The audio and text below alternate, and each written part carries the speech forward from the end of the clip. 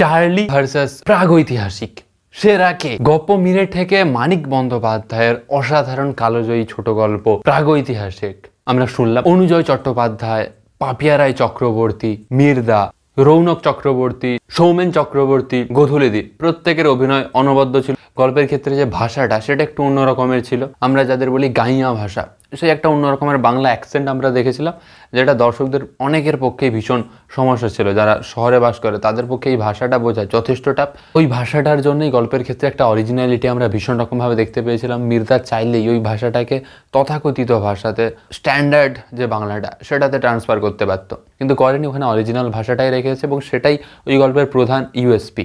Charlie এই audio স্টোরির ক্ষেত্রে আমরা নতুন লেখক দেখতে পেলাম, রণদীপ নন্দী। হরর স্টোরি ভীষণ রকমভাবে রয়েছে, থ্রিল সাসপেন্স চরম লেভেলে রয়েছে। দীপদার অনবদ্য ন্যারেশন গল্পটাকে আলাদা রকমের একটা গ্রেটনেস দিয়েছে। গল্পের পোস্টারটা অনবদ্য ছিল।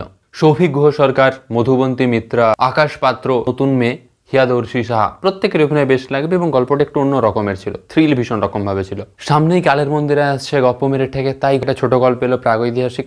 অনুজয় চট্টোপাধ্যায়ের অভিনয় অনবদ্য লাগবে। গল্পের যে পোস্টারটা তার মধ্যে আলাদা রকমের একটা থ্রিল আমরা ভীষণ রকম ভাবে দেখতে পাচ্ছি। একটা গ্রাম্য ব্যাপার দেখেছি, তবে মিউজিকটা সেটাতে একটা হলিউড ফ্লেভার পাচ্ছে। অরিজিনাল মিউজিক আমরা বিন্দুমাত্র বলতে পারবো না।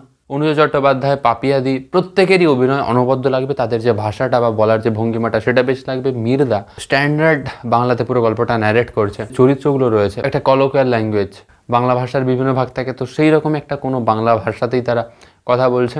সেই কারণের জন্য তাদের নিজস্বতা আমরা চরিত্রে ভীষণ রকমভাবে দেখতে পেয়েছি।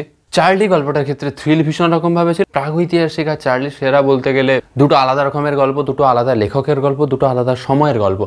যাদের হররটা ভীষণ ভালো লাগে তারা অবশ্যই চার্লিটাকে ভীষণ ভালো লাগবে। প্রাগৈতিহাসিক সেরা ছিল। প্রত্যেকটা চরিত্রের মধ্যে অরিজিনালিটি আমরা ভীষণ রকমভাবে দেখতে পেয়েছি।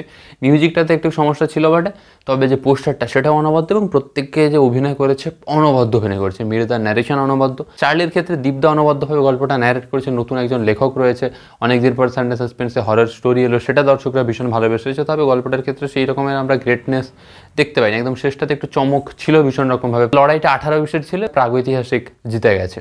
ইনোভেশন কার্ডস ইউটিউব চ্যানেলটাকে সাবস্ক্রাইব করে বেল বাটন প্রেস করে পাশে থাকুন। সানডে সাসপেন্স ও গপ্প মিরে ঠেকের এরকমই সমস্ত ব্র্যান্ড নিউ লেটেস্ট আপডেট সবার আগে পাওয়ার জন্য। ধন্যবাদ।